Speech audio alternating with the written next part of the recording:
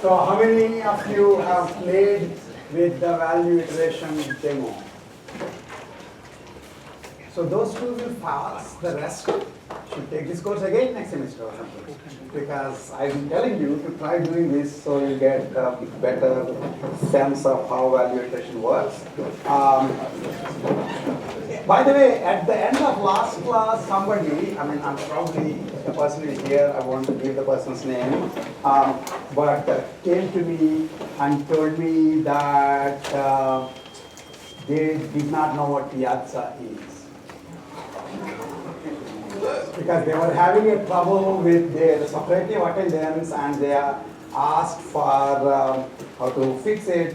I said, just send me a private note on Piazza, and they said, what's Piazza? Okay, so now here's the deal.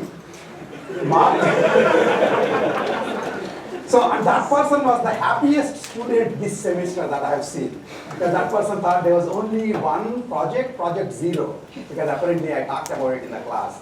And that nothing else actually was required to pass this class. And so until the person found out there's something called Piazza, things were going well for them. But there's this Mark Twain once said that the man who doesn't read has no advantage over the man who can't read. Okay? The person who didn't know there was Piazza is in the same situation as the people who know there is Piazza and are not necessarily looking at it. So please keep that in mind. There's a whole bunch of things that are going on there on Piazza. Anyway, so this is, I thought of show you a little bit of this just to play for a bit, but you should play with this to get much better sense. So here is a infinite horizon grid. It's a Markov process. It's a grid style problem. Okay, and so it's here in infinite horizon, and then so you can do various kinds of things: the policy evaluation, policy update, value iteration. The thing about value iteration is, in fact, by the way, just so that you know, I sent this message on the web. Obviously, there are 70 people who just about looked at it, of which I believe you actually clicked on the link. So my click-through rate seems to be falling. Okay. By the way, which also reminds me, there was this other point that I made. Let me take like a nice picture of this class. I'm finding that despite the fact that there is a huge number of empty seats, the attendance is almost 100%. You see what I'm saying? So apparently the attendance code is on the eBay. So that's why I put this, that please, the whole point of attendance is to keep track of who's coming and who's not coming, and you sending it to your friend who wants to hang around at home is you being academically dishonest, just like you doing your friend's project. Okay? If it's not obvious to you, it should be. Okay? That's the whole point. Why would I write that there otherwise? Okay. I could be sending it by email before the class saying today's attendance code would be the following. I am looking for 100% attendance in my class. Right? Okay. Anyway, so there was a bunch of things that I was actually asking you guys to look at. Can you explain how the green spreads the way it does? We'll see in a minute. And also, what will happen if you change discount factor? And actually, in fact, the discount factor thing was actually a question that I wanted you to think of in today's true or false. We'll get to that in a second. But before that, let me just at least show you what happens here. So if I just start, that's basically value iteration going on. Okay, and then the numbers there are the values being computed for each state. Okay, and after a while you notice that the values are not changing. That is essentially saying that the value function has converged. Okay, and the number of iterations that you take before you converge is essentially the complexity of value iteration. You want to know how many times you're going to go. Okay, here is the other way. So first of all, I'm going to reset this. Let's just reset. Let's start one, reset. Okay. So right now it's all right? And notice what happens if I just start value iteration and stop. Okay, you notice first of all that bunch of it's basically going. Actually, interestingly, this is sort of going in an asynchronous way. We will talk about the difference between synchronous versus asynchronous value iteration a little later. But here's my question. So there are some red ones. The red ones are basically low value states, and the green ones are positive value states. Okay. So the question is, if you let the thing go, the green is sort of spreading. Okay, does it make sense to you as to why the green spreads that way? That's basically the point of value iteration. Notice what is happening. Stop this, then reset. In case it's not clear for you from there, that one has reward 1.0. It's like a big reward state. This is -1. Most of the other guys essentially have either negative, so -1 here, -1 here. Everything else basically has 0 reward mostly. Right? So when you start, one of the questions that we sort of left open last time, actually we didn't leave it open. We said we can run finite horizon value iteration, even though you're solving infinite horizon value iteration problem. Right? You can do that. And you can do this by essentially, the only difference is that you will put this discount factor. So you just say beta times the neighbor's value, best neighbor's value, plus the reward of myself would be my current value. That's how you just keep changing the value, right? So the question, of course, is what's the initialization? Since we did say that the initialization for finite horizon was every state has its reward as its value upfront, right? So that's what we'll be assuming here. So everybody started with their reward being their value. And reward being 0 is neither bad nor good, so that's why it's all white. And there's a bunch of guys who are like minuses, they're basically, their immediate reward is negative. Okay, so that means at the 0th iteration, the value is actually negative. Okay, and similarly, this guy, the value for the 0th iteration will be positive, 1.0. What happens in value iterations?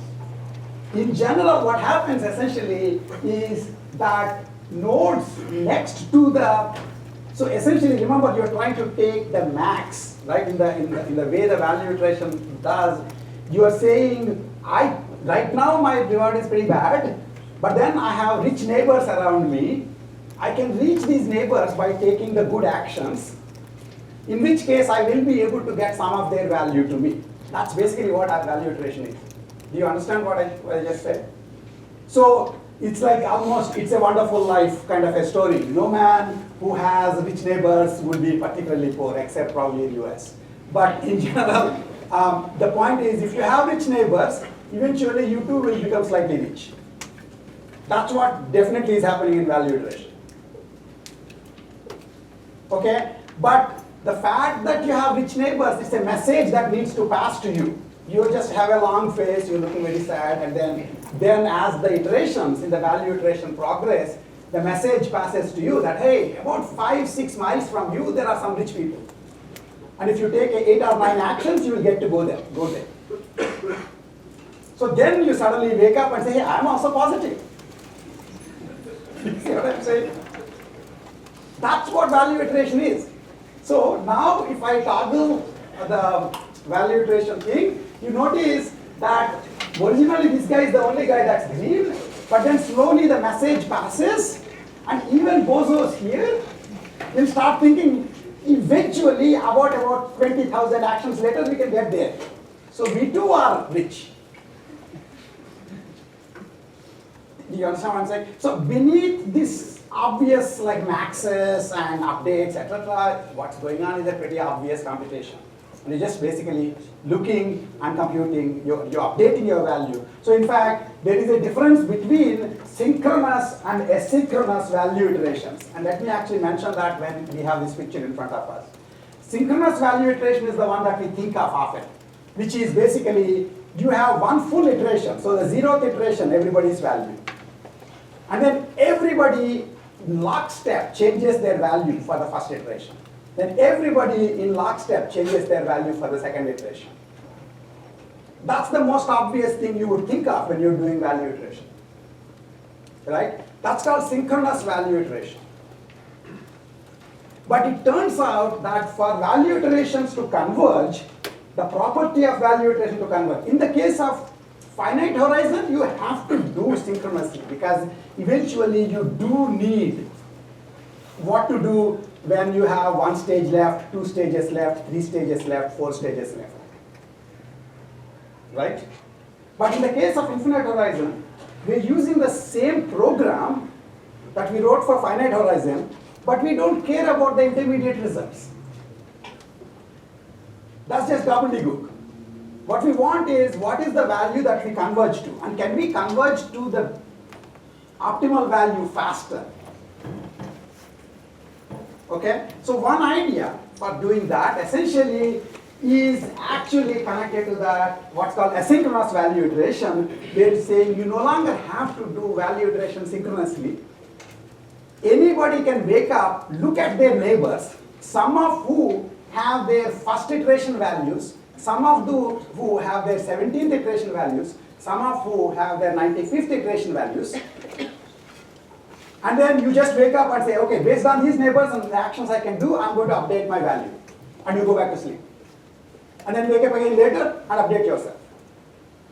Do you see what I'm saying? If you do this, then everybody can essentially do as fewer as often as they want. They can update their values. And it turns out that as long as everybody updates their values infinitely often, value iteration will converge whether you do synchronous or asynchronous. And in fact, you can show that asynchronous value iteration is much faster in converging. Because oftentimes what you might wind up wanting is that there are some important states which eventually get you towards the high value states, and those are the ones whose values are changing. Those are the ones that you want to actually update more often. You see what I'm saying? Actually, this idea of asynchronous value iteration is connected to a different idea in game trees that we didn't actually discuss, but it's written up in the textbook, which is in the game trees when we went limited depth. We just decided across the board we'll go to the same depth. Almost done. Click the Add to Chrome button, then Add Extension. Okay. Okay. So basically, game trees, we assume that we have to go all of the directions, we have to go to the same depth. But I did show you the alpha beta pruning example where we seem to have done different depths in different places. So that's completely, the theory will work even if you don't go to the exact same uniform depth. So the question is, in the game trees, imagine I allow you to say, the default is about 4 ply, but then you can go extra few ply if you need it. Do you see what I'm saying? Then would you go, if you go extra few ply across the board, then it's like again, same depth. But if you go in some directions extra few ply, in other directions you just stop at the 4 ply, that would give you non-uniform depth tree. Right? How would you do this? What would be the heuristic you would use to decide whether or not you would want to go farther in some direction in the game trees? One idea is you keep track of the backed up value of a node and see how fast it is changing as you go down 1 ply, 2 ply, 3 ply, 4 ply. If it more or less isn't changing in the last several ply, then it's sort of quiescent. This is what's called quiescent search. It's become quiescent. It's sort of kind of, converged. In those places, you don't want to go extra plan. If on the other hand, there is a direction where the value, backed up value by min-max is changing very rapidly, you may want to go deeper there. Because those are the directions where the game is not quiescent. It looks one way and then one more step later it looks completely different, one more step later it changes again. In those cases, it's better to go deeper. You see what I'm saying? So that's called quiescent search in the game trees. And a similar idea is asynchronous value iteration, where the guys whose value is changing big time from one iteration to other, you prioritize them. In fact, the name of this particular idea is called prioritized sweeping. So normal synchronous value iteration is sweeping the entire thing once, sweeping the entire thing again, sweeping the entire thing again. So everybody changes their values one iteration at a time. And in the case of prioritized sweeping, you basically keep track of whose values are changing most, for example, and then sort of update their values. All sorts of heuristics you can use for that. But the beauty is that if you do that, clearly you're likely to get better convergence. Okay? All of that you can sort of can see with respect to this. And again, let me toggle this and see that the greenery. So you can see that reds are going away, greens are slowly increasing, and even this guy has become green now. It was 0 before, but it became green. Because there is a way of going to the +1.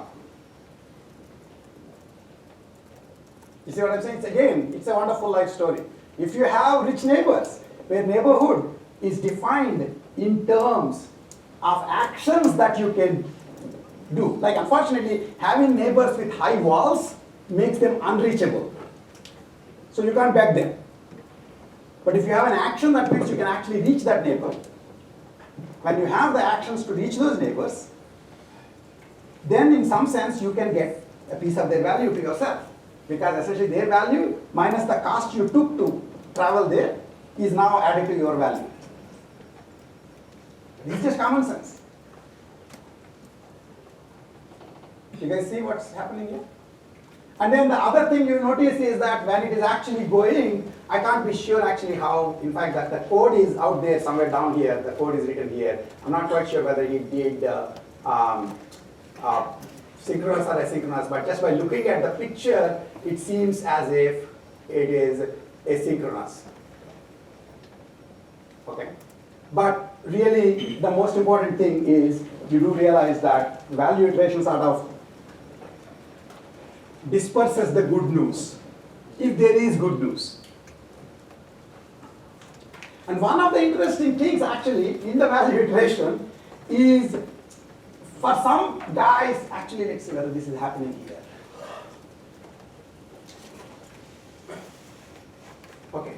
See if anybody actually, as I do this, see if any of these guys first become red and then become green. See that, okay?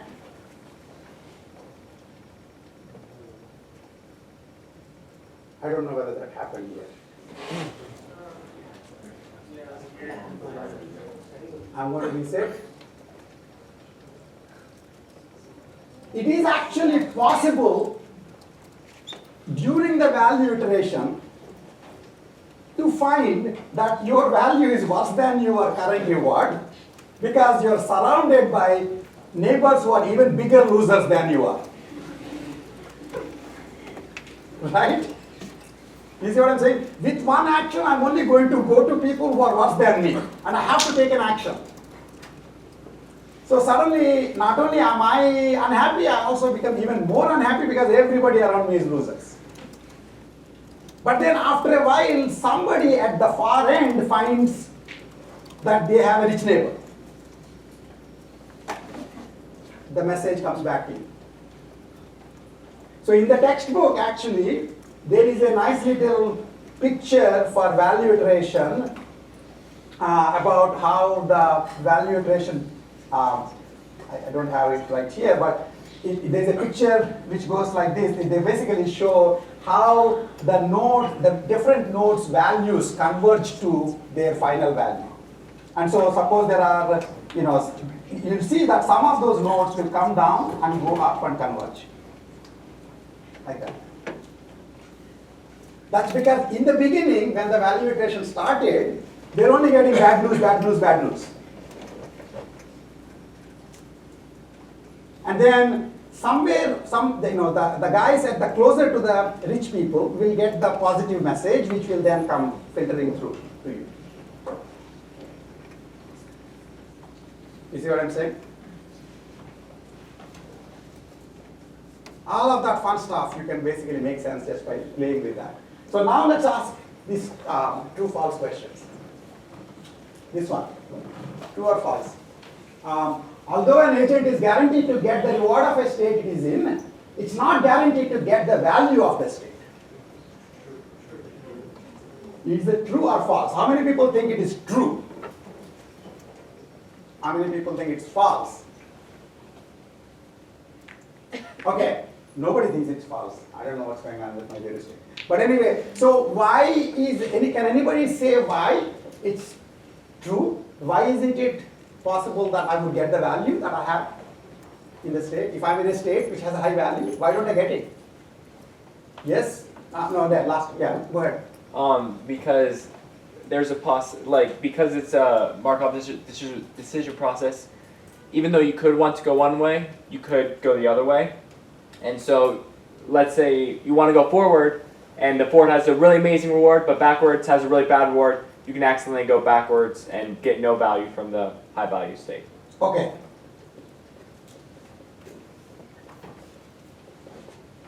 So you are basically saying, in expectation, it may still happen. That means on the average, you will still get the value, but at a specific time, when you take an action, it winds up taking you to the wrong state than the one you expected. Yeah. So then I'm asking you a different version of this question. Is it true that although an agent is guaranteed to get the reward of a state it is in, it's not guaranteed to get the value of the state, even in expectation? Even in expectation. That's the interesting question, really. So is anybody else has an idea as to why they said it's true? Everybody said it's true. So is there an idea other than his as to why it is true? The value.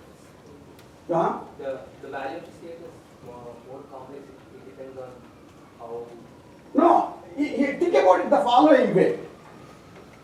Suppose the agent goes and sits in this high value state. Will it get that value? Just sits. Like you came to college, people told you go to college, you came to college, you hang around for 4 years, is your life going to become better? Your bank balance will certainly be lower. Right? But your life getting better? No. Why? Unlike reward, which you just, as soon as you go into the state, the reward washes over you, there is no such thing for value. Value actually is the maximum value you can get for this state if you live optimally from here on. If you live optimally from here on. So the value of the college is taking into account that you actually show up to the classes, you'll actually go to the career fair, you'll actually take interviews, you'll actually keep a job, all that stuff. Do you guys understand that? Yes, sir. So quick question, so would it almost be like a lottery ticket in the sense that the optimal value you can get from a lottery ticket is super high, but unless the perfectly right thing happens, you won't get all the value from the lottery ticket?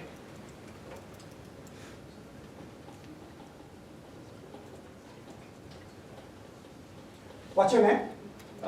Michael. Micah. So Mike thinks that, is this like a lottery ticket? How many people think that what we are saying here is about something like a lottery? By the way, people who never raise their hands, I would just assume they have no idea what's going on in the class. So if you are sort of trying to make this thing that by the end of the semester you will say, look, I have this deep knowledge, I just didn't want to make it wash over people. Okay, that's not going to cut it. I'm assuming, I just make the obvious assumption, like what Churchill said when somebody came to Churchill and told him that, but people say that your opponent, Clement Attlee, is modest compared to you. And Churchill said, yes, Clement Attlee has much to be modest about. That's what I assume about silence. You have much to be silent about. That's why you have nothing to say, that's why you're not saying. So please, if you're here and if you think you actually understand, you should speak up. So somebody who raised their hand. Yes? I would say it is kind of like a lottery ticket, because, getting to a state where you have a reward is essentially, it's never going to happen, really. So here's the question. It's a very big question, actually. Okay, so who else thinks this is like lottery? First of all, let's just show of hands. There's security in masses, right? How many people think the whole thing is like a lottery? How many people think life is like a lottery? Seriously? Why the heck are you wasting your time? If it's lottery, you should just sit down. Okay, so let me tell you this joke, right? So there was this guy who is very religious. I don't know if some of you know this story, right? And he was praying to the God left and right, morning, evening, all the time, and obviously not going to class, nothing. And then there was a flash flood in his locality, maybe day before yesterday. And then found that essentially his entire area started getting flooded. So he somehow went up and sat on the roof, right? And then basically the water is rising, and some neighbors coming by. One guy with a boat came by and said, "Hey, you want I can take you. Here's I can throw you a rope and you can come down." Man said, "No, God will take care of you. It's a lottery. God will take care of you. Because I'm the chosen one." So that boat goes. Right? I know some of you probably heard about this, but it's connected to this. And then comes some like a helicopter to give this guy, lift. No, God will take care of me. I don't need it. Then somebody else comes to rescue. No, God will take care of me. Eventually the water raises, he dies. He goes to heaven or hell, talks to the God. He says, "Come on, man, I've been praying. I wasted all my life praying to you, and I thought you'd take care of me." And God says, "Look, I sent you the neighbor with the boat. I sent you the guy with a helicopter, the guy with something else. What the heck are you doing here? Why are you dead? Despite the fact that I sent you all this stuff. Because this guy thought it's a lottery, I don't need to do anything." Is there anything you can do after buying a lottery ticket to make sure that you will win? If you are into one of these horse racing people who will be they'll bet on a horse and they'll start saying, "Horse, let's go, horse, let's go, horse, let's go." Similarly, you can be saying, "Let my thing win, let my thing win." Those are not actions, those are just hopes. Hopes are useless. Life is about action. If you think it is lottery, it's because the actions have stochastic outcomes. If you don't differentiate between a pure lottery, where you just buy the ticket and sit, versus a stochastic world where you keep taking actions, you miss the whole point of life as well as this course. That's the point of value. Value is saying that this state, you do have a way out to a pretty good state. If only you keep track of what is the optimal actions. If you get to this state, get a nice, queen size bed and sleep, you would be like that guy and you would be washed away. Reward, on the other hand, will be instantaneously felt. As soon as you slept on the queen size bed, you feel good. Wow, that's a good bed. That's about it. But then you die. Which reminds me, at the end of last class, somebody came and said, "I have a question. Why do you always talk about death?"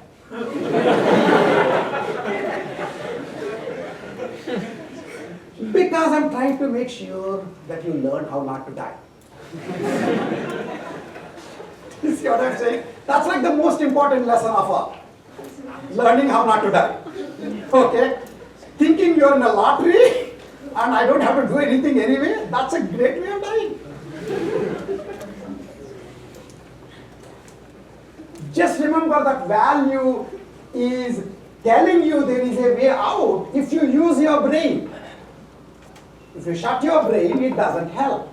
You can come to college, you can sleep, you won't get any value of the college. And version I used to actually talk about, unfortunately I don't have this picture, is to do with the Tiger Hill, which is this beautiful place in Himalayas, in Darjeeling, and everybody wakes up early in the morning and goes to Tiger Hill.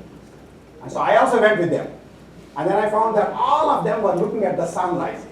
I know that India's sun is there. Why is it that last time I was in India there was sun? Why are these people so crazy about sun? Okay, everybody was looking at the sun. I thought, why did I wake up and come up top of this Tiger Hill? It's so damn cold. Why are they looking at the sun? After a while I got sick and I looked this side. There was beautiful Kanchenjunga, which is the third highest peak in the world. Beautiful. These were the bozos who came to Tiger Hill, but didn't know the optimal action. Optimal action is look this side.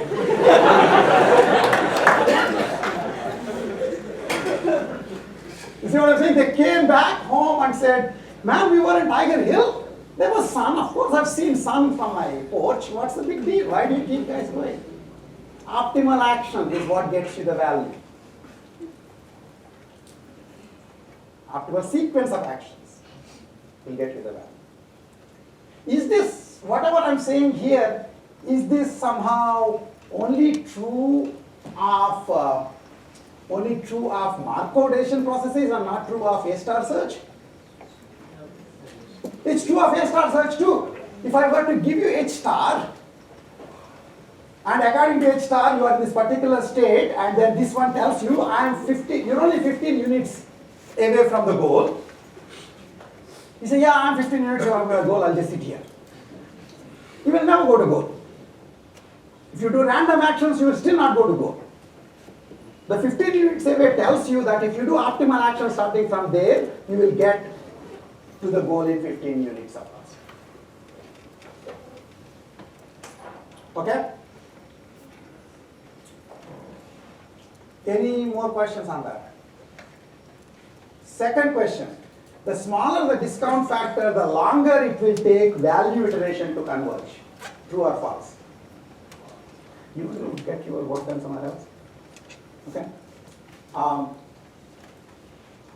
Actually, if you guys have to do computer work, sit in the back, please. Sleeping, also sit in the back, please. Okay? The smaller the discount factor, the longer it will take value iteration to converge. True or false?